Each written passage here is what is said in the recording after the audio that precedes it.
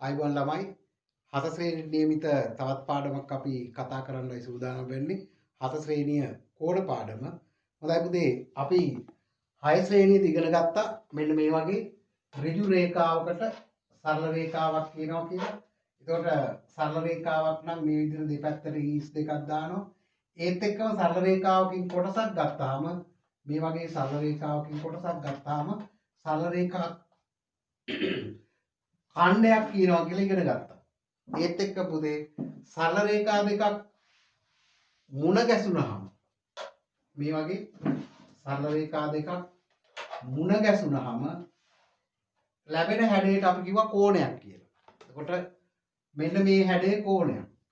සරල රේඛා දෙකක් මුණ ගැහුනහම ලැබෙන හැඩේ කෝණයක් කිව්වා. ඒ මුණ ගැහෙන ලක්ෂයට මම මේ ස්ථානයට අකුරක් දාන්නම් ඕයි කියලා දාන්නම්. අන්නේ ඕ කියන ස්ථානයට මෙන්න මෙතෙන්ට අපි කිව්වා කෝණයේ ශීර්ෂ ලක්ෂය කියලා. කෝණයේ ශීර්ෂය කියලා. කෝණයේ ශීර්ෂය. ඊළඟට කෝණයක හැඩය ලැබෙන්න මුණ ගැහිලා තියෙන සරල රේඛා දෙකට අපි කිව්වා කෝණේ බාහු කියලා. එහෙනම් මේ O සිට මේ කෙරවල අපි A කියලා ගත්තොත් OA රේඛාව එක බාහුවක්. O සිට මේ කෙරවල B කියලා ගත්තොත් OB රේඛාව එක බාහුවක්. එහෙනම් කෝණයක් නම් වැදගත් එක ලක්ෂයක් තමයි ශීර්ෂ ලක්ෂය අනිත් එක බාහුව දෙක. කෝණය හැදෙන්න උදව් වෙන හැඩයන් දෙක. හොඳයි එහෙනම් අපි මේ කෝණ පාඩමේ තවදුරටත් ඉදිරියට ඉගෙන ගන්නයි යන්නේ. මේ අනුව බලමු අපි කෝණ නම් කිරීම.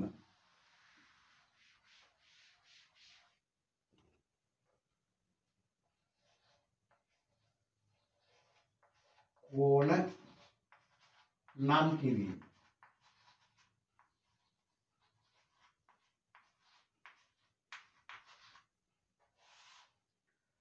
බලන්න පළවෙනි රූපය මෙන්න මේ සරල රේඛා දෙකක් මේ ලක්ෂය O මේ ලක්ෂය A B.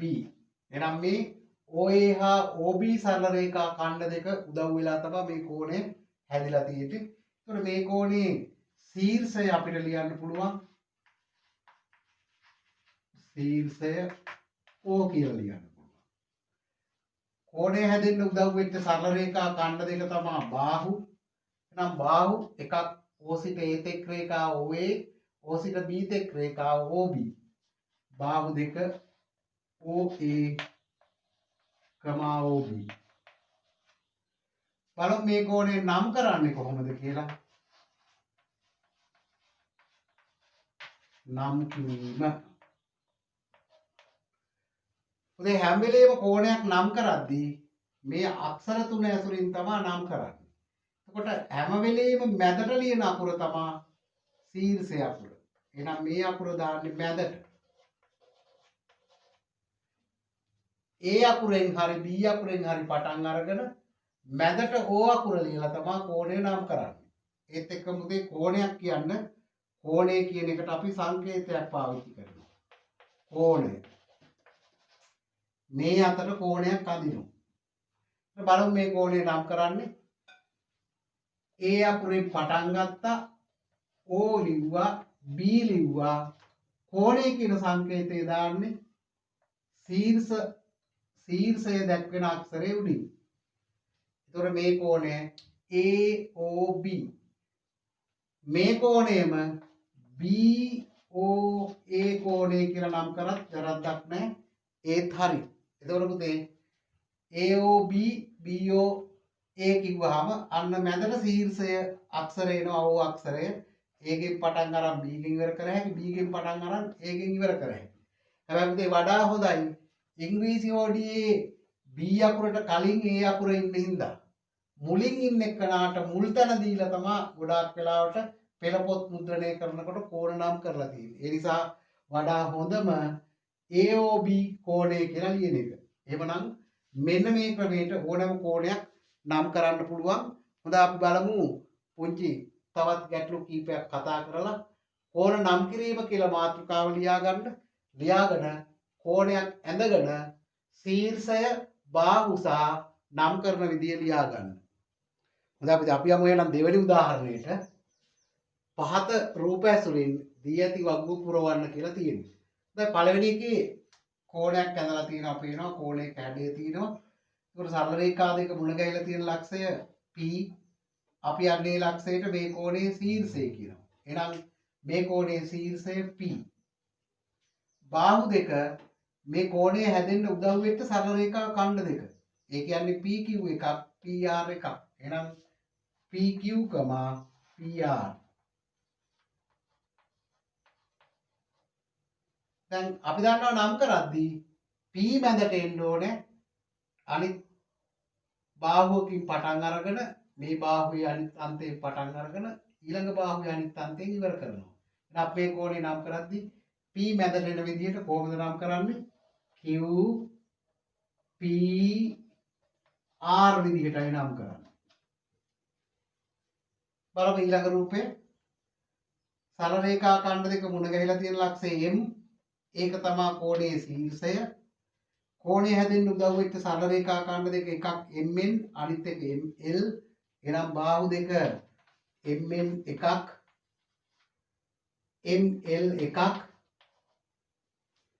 නම් කරද්දී M මැදට එන්න ඕනේ LMN කියලායි නම් කරන්නේ.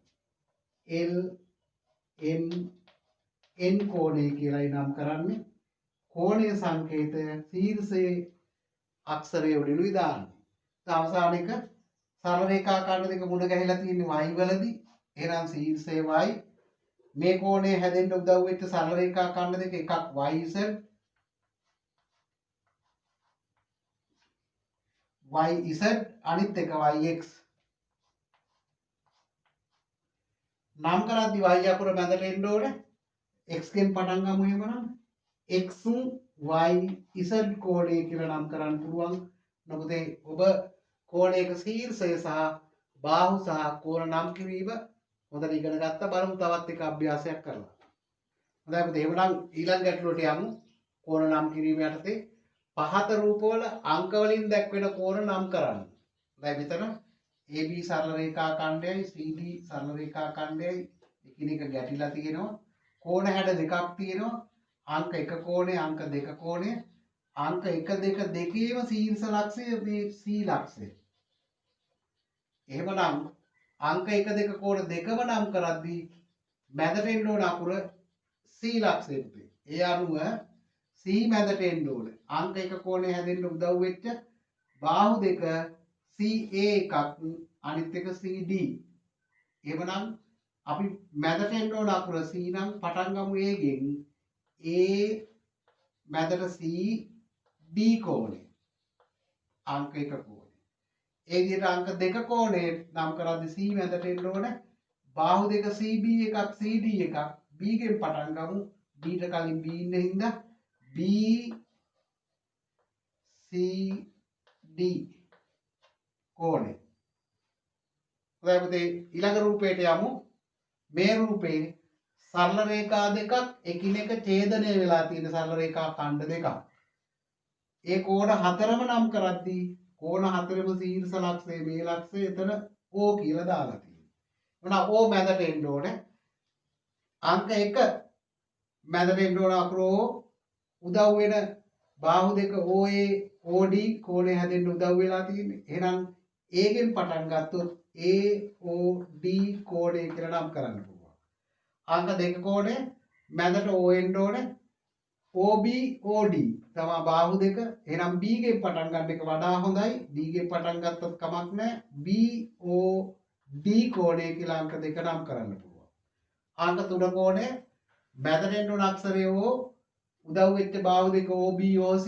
එහෙමනම් B ගෙන් පටන් ගමු. O මැදට ලියමු. C ගෙන් ඉවර කරමු. එහෙනම් BOC කියලා නම් කරන්න පුළුවන්. බලන්න ඊළඟට අංක 4 කෝණය මැදට එන්න ඕන අක්ෂරය O බාහු දෙක අඳුර ගන්න පුතේ OA එකක් OB එක OC එකක්. ඒ අනුව A ගෙන් පටන් ගමු. O මැදට ලියමු. C ගෙන් ඉවර කරමු. එහෙනම් AOC කෝණය කියලා නම් කරන්න පුළුවන්.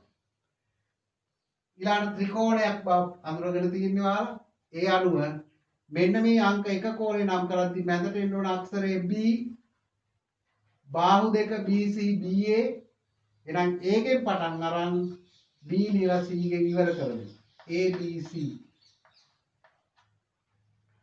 අංක 2 නම් කරද්දී මැදට එන්න ඕන අකුර A, ශීර්ෂ ලක්ෂය නිසා. බාහුව දෙක AB එකක් AC එකක්. එහෙමනම් මේ කෝණය නම් කරන්නේ කොහොමද? BAC කෝණය. BAC කෝණය. බලමු අංක 3 මේ විදිහට නම් කරන්න පුළුවන්. C මැදට එන්න ඕනේ ACB විදිහට. දැන් පුතේ ඔබට ඕනම රූපයක කෝණ නම් කිරීම හොඳට පුළුවන්. පෙළ පොතේ අභ්‍යාස කරන්න. ඊළඟට අපි යමු කෝණ මනින හැටි ඉගෙන ගන්න. හොඳයි පුතේ අපි දැන් ඉගෙන ගන්න ලෑස්ති. මෙන්න මේ ඔබේ ගණිත උපකරණ කට්ටලයේ තියෙන කෝණමානය පාවිච්චි කරලා කෝණයක් මයින්ඩ් කොහොමද කියලා ඉගෙන ගන්නයි ලෑස්ති. මේ කෝණමානය ගැන ඉස්සරෝම පොඩ්ඩක් දැනගමු. මෙන්න මේ කෝණමානය මේ විදිහට යටින්ම තිරස් රේඛාවක් තියෙනවා. ඒ තිරස් රේඛාවේ මෙතන බිඳුව දාලා තියෙනවා.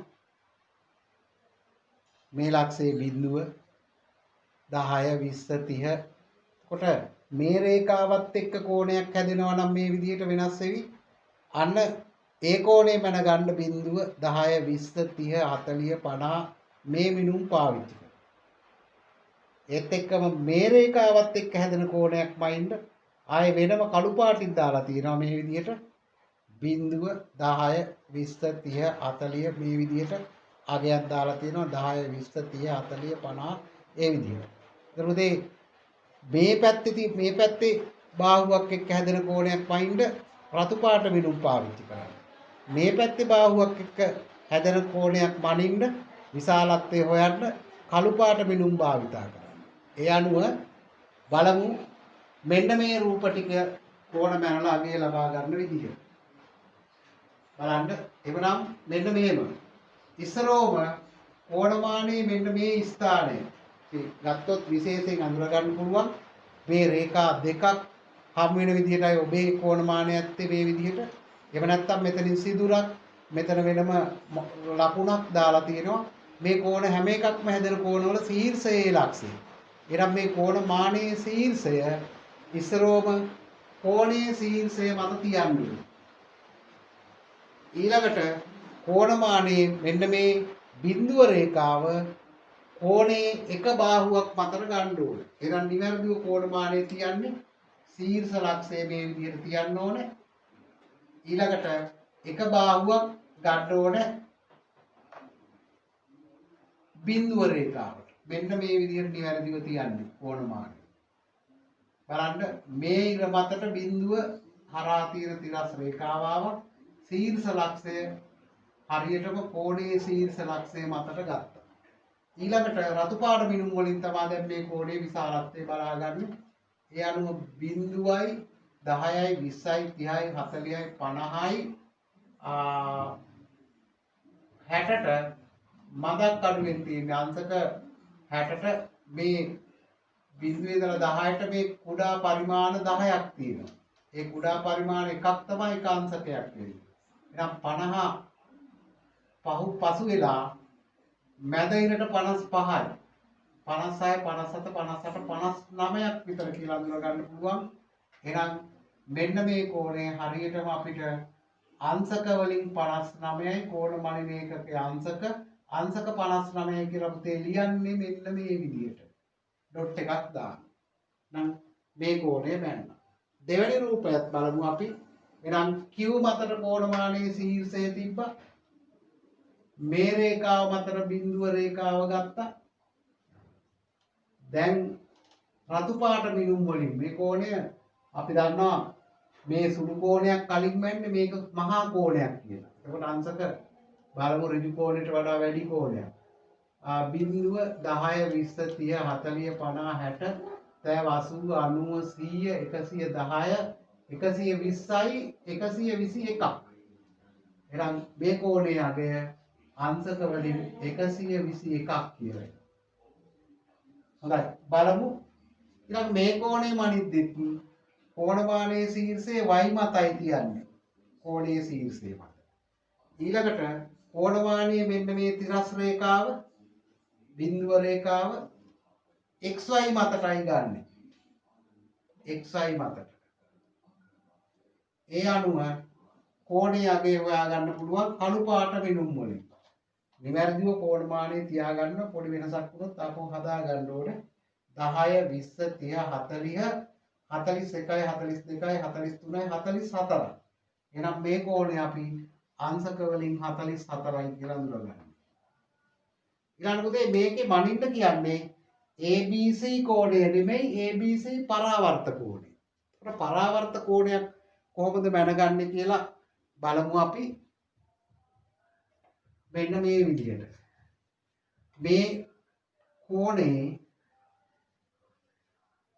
එක බාහුවක් කඩිරි වලින් දික් කරගන්න. එක ක්‍රමයක් තමයි මේ පරාවර්ත කෝණයමයින එක බාහුවක් කඩිරි වලින් දික් කරගන්න. දික් කරගෙන මෙන්න මේ කෝණය මැන ගන්නවා. කොච්චරද කියලා. පරාවර්ත කෝණය කියන්නේ මේ කෝණයේ පිටපැත්තෙන් හැදෙන කෝණය. මේ පැත්ත ඇතුළු පැත්ත හිතුවොත් මේ පැත්ත පිටපැත්ත. එතකොට මෙන්න මේ කෝණය තමයි මැනගන්න යන්නේ. එතකොට මේ ටික මැනගන්න පුළුවන් අපිට කීයද කියලා. අර ඉස්සරලා විදියටම. ඒ ටික එනවා අංශක වලින් හරියට ශීර්ෂය තියාගත්තා බිඳුව රේඛාව ගත්තා. අරගෙන කළු පාට මිනුම් වලින් යන්නේ 10 20 30 40 50 60 70 80 100යි 110යි කුඩා ඉරි 1 2 3ක් මතට තියෙනවා. ඒ අනුව 113යි මේ ටික. මේ ටික අංශක 113. මේ කෝණය අපි දැන් අඳුරගත්තා ඍජු කෝණ දෙක කෝණයක්. එතකොට ඍජු කෝණ දෙක කෝණයක් සරල රේඛාවක් මත මේ සම්පූර්ණ කෝණමානයේ තියෙන කෝණය. මේ පැත්ත මේ අතර තිබ්බොත් බලන්න සම්පූර්ණ කෝණමානයේ තියෙන කෝණය නම් බිඳුවේ ඉඳලා මෙතෙන්ට එනකොට 180යි. ඍජු කෝණ දෙක කෝණය. එහෙනම් මේ කෝණය අඳුරගත්තා 180යි කියලා. 180යි. එහෙනම් පුතේ මෙන්න මේ ABC ගේ පරාවර්ත කෝණය වෙන්න ඕනේ 180යි 113යි එකතු කරපුවාම වෙන උත්තරේ 180යි 113යි එකතු කරපුවාම වෙන උත්තරේ 0.3යි 3යි 8යි 1යි 9යි 2යි. එහෙනම් අංශක වලින් 293ක් කියලා එනවා මෙන්න මේ පරාවර්ත කෝණය. දැන් මේ පරාවර්ත කෝණයක් මැනගන්න විදිය සරල රේඛාව දික් කරලා ඉගෙන ගත්තේ. තව ක්‍රමයක් තියෙනවා. බලමු ඒ ක්‍රමෙත් ඉගෙනගෙන දෙවෙනි ක්‍රමය. මේ පරාවර්ත කෝණයම මයින් දෙවෙනි ක්‍රමයක්. මේ තමයි අපි ඉගෙන ගත්ත පළවෙනි ක්‍රමය.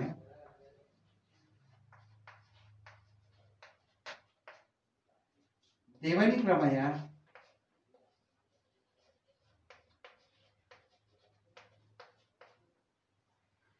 මේ ABC සුළු කෝණය මැනගන්න. පරාවර්ත කෝණේ අනිත් පැත්ත. සුළු කෝණය මැනගන්න.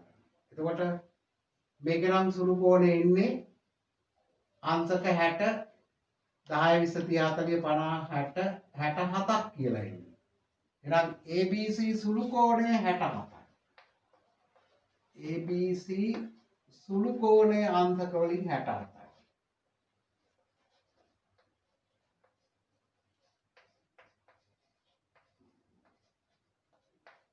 අංශක වලින් 67යි. එම නිසා ABC පරාවර්ත කෝණය කියලා ලියන්න නැතුව මේ සංකේතය පාවිච්චි කරන්න පුළුවන්. පරාවර්ත කෝණය නම් හොයාගන්න පුළුවන් පුතේ. ඔබ අඳුරගත්ත මේ සරල රේඛාවෙන් මේ පැත්තේ තියෙන කෝණය අංශක වලින් 180යි ඍජු කෝණ දෙකක්. මේ පැත්තේ කෝණයත් 180යි. එහෙනම් මේ ලක්ෂයේ වටේම සම්පූර්ණ කෝණය 180 ඒවා දෙකක්. 180 ඒවා දෙකක්. අපි එකතු කරලා බලමු. උත්තරේ එන්නේ 8යි 8යි 16න් 6 එකක් ඉතුරුයි. ඒ ඉතුරු 1යි 1යි එකතු වුණාම අංශක 360.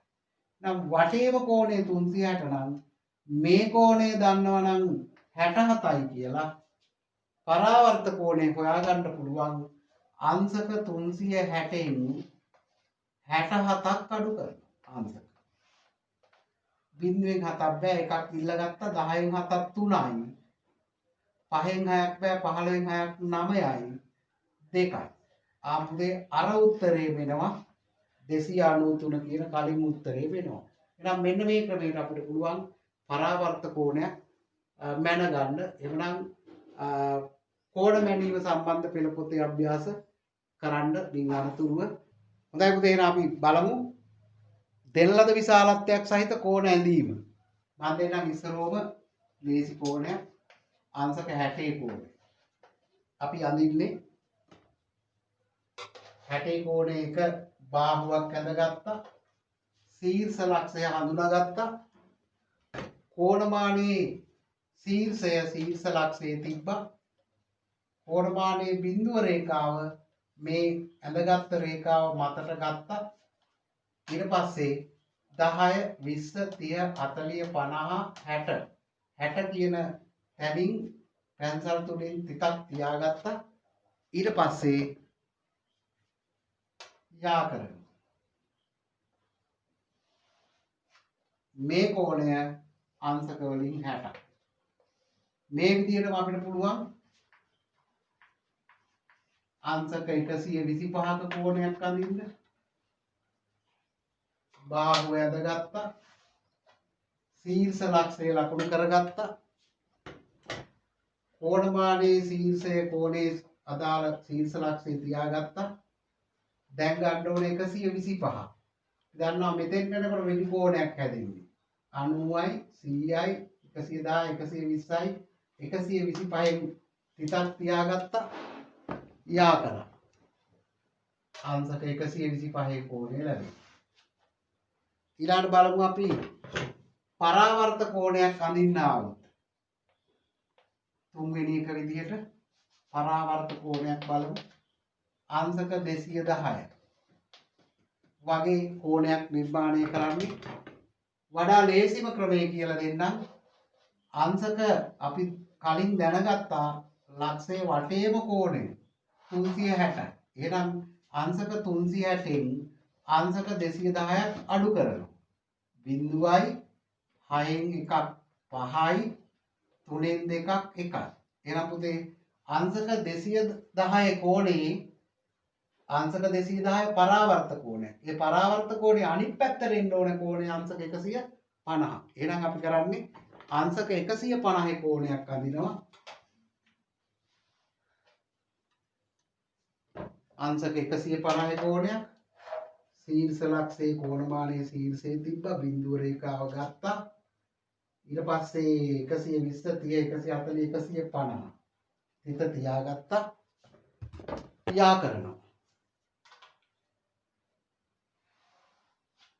යා කරපුවාම මේ පැත්තේ කෝණය පුතේ අංශක 150. එහෙනම් අනිත් පැත්තේ කෝණය අංශක කීයක් වෙන්න ඕනේද? 210ක් වෙන්න ඕනේ. ඒ අනුව අංශක 210 කෝණය අඳින්නේ ওই විදිහට. හොඳයි පුතේ අපි කෝණ වර්ග හඳුනා ගනිමු.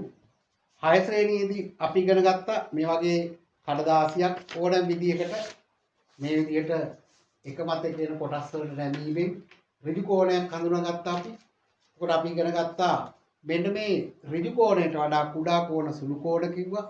ඊළඟට ඍජු කෝණය ඊළඟට ඍජු කෝණ එකක් දෙකක් අතර කෝණ මහා කෝණ කිව්වා. ඍජු කෝණ දෙකක් කෝණ සරල කෝණය කිව්වා. ඍජු කෝණ දෙකකටත් වැඩි කෝණ පරාවර්ත කෝණ කියලා කිව්වා. ඒක අපිට මෙහෙම පෙන්වන්නත් පුළුවන්. මේ තියෙන්නේ සුළු කෝණය.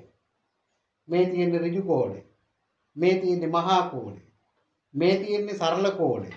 ඊට පස්සේ මේ පැත්තේ කෝණය ගත්තොත් පරාවර්ත කෝණයක්. හොඳයි පුතේ දැන් අපි කෝණ වල විශාලත්වය ඉගෙන ගත්තා. මනින්න. එතකොට මෙන්න මේ ඍජු කෝණයක විශාලත්වය අනිවාර්යයෙන්ම මේ බලන්න ඍජු කෝණයක විශාලත්වය අංශක වලින් 90ක් තමයි එන්නේ හැම වෙලේම. ඍජු කෝණයක් කියන්නේ අංශක වලින් 90ක්. එහෙනම් මේ කෝණවල විශාලත්වය උදව් කරගෙන අපිට පුළුවන් කෝණ වර්ග කරන්න. ඊටත් කලින් තව පොඩි දෙයක් ඉගෙන ගන්න තියෙනවා. බලන්න මෙන්න මේ ඝනකා බැහැරිති පෙට්ටියක් තියෙන්නේ.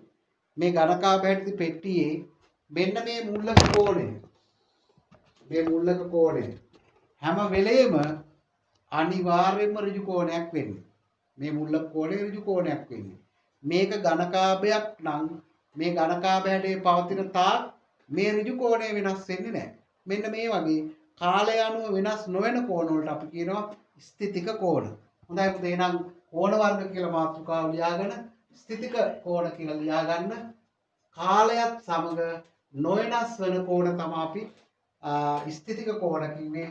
උදාහරණයක් විදිහට අපි ඝන කාභයක් ඇන්දොත් මේ වගේ ඝන කාභයක මෙන්න මේ ශීර්ෂ ලක්ෂයක තියෙන කෝණය ස්ථිතික කෝණයක් වෙනවා. මේ තියෙන්නේ එතකොට මේ ඍජු කෝණය වගේ එකක් ස්ථිතික කෝණයක් වෙනවා. මේ ඍජු කෝණය ස්ථිතික කෝණයක්.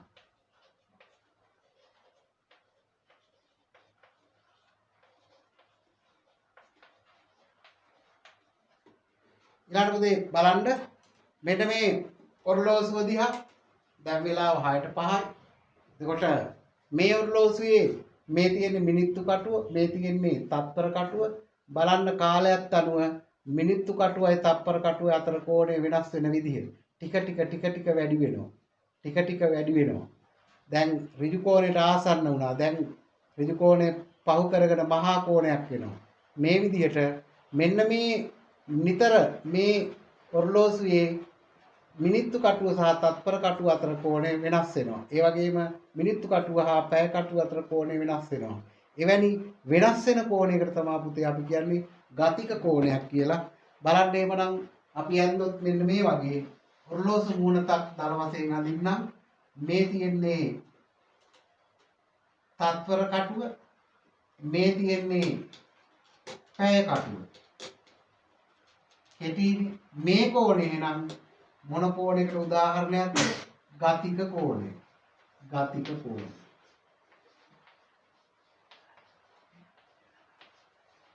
දැන් එහෙමනම් කෝණ වර්ගයට තිය අංක 1 ස්ථිතික කෝණය ගතික කෝණය මේ වීඩියෝ එක පෝස්ට් කරගෙන සටහන සම්පූර්ණ කරගන්න. හොඳයි මොකද එහෙනම් තවත් කෝණ වර්ග ටිකක් අඳුරගමු අපි. කලින් අපි ඍජු කෝණය අනුබද්ධ කරගෙන මේ වගේ ඍජු කෝණය ඇසුරින් ඉගෙන ගත්තා කෝණ වර්ග කිරීම 6ේදී. දැන් ඍජු කෝණයක් කියන්නේ අංශක 90ක්. එහෙනම් අංශක 90ට අඩු කෝණ තමයි සුළු කෝණ. හරියට මේ වගේ ඍජු කෝණයට වඩා අඩු කෝණ. එහෙනම් මේ වගේ කෝණ සියල්ල සුළු කෝණ. ඊළඟට ඍජු කෝණයක්. ඍජු කෝණයක් අනිවාර්යයෙන්ම ලේසියෙන්ම අඳුර ගන්න පුළුවන්. මෙන්න මේ විහිත් චතුරස්‍රයේ මේ මුල්ලේ තියෙන ඍජු කෝණයක්. එහෙනම් අපිට පුළුවන් ඍජු කෝණයක් අඳින්න මේ විහිත් චතුරස්‍රය පාවිච්චි කරන්න ඕනෑම අවස්ථාවක මේ ඍජු කෝණයක් එන්නේ. ඔබට පොතේ රූල් උදව් කරගෙන ඍජු කෝණ අඳින්න පුළුවන්. මේ වගේ කෝණ අපි ඍජු කෝණ. ඍජු කෝණය කියන සංකේතය මේක.